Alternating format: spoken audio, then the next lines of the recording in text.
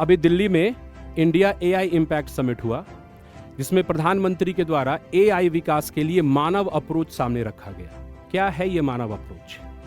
मानव approach में M का मतलब है मोरल और एथिकल वैल्यूज के साथ एआई का विकास करना, मतलब डीप फेक या इस प्रकार की चीजों के द्वारा एआई का गलत इस्तेमाल न किया जाना। ए का मतलब है अकाउंटेबिलिटी इन एडमिनिस्ट्रेशन, ताकि ई गवर्नेंस और इस प्रकार से एडमिनिस्ट्रेशन को और ट्रांसपेरेंट और रोबस्ट बनाया जा सके। एन का मतलब है नेशनल सॉवरेंटी, यानी जिसका डेटा उसका अधिकार, यानी कि भारत में जो डेटा जनरेट हो रहा है वो भारत में ही स्टोर किया जाना चाहिए।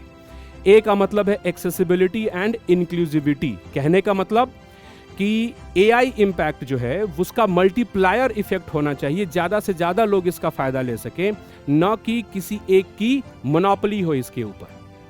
और वी का मतलब है वैलिड और लेजिटिमेट, कहने का मतलब कि एआई का प्रयोग लीगल और वेरिफिएबल मेथड्स के द्वारा होना चाहिए, जैसे कि किसी का कॉपीराइट हनन जैसी चीजें ना हो।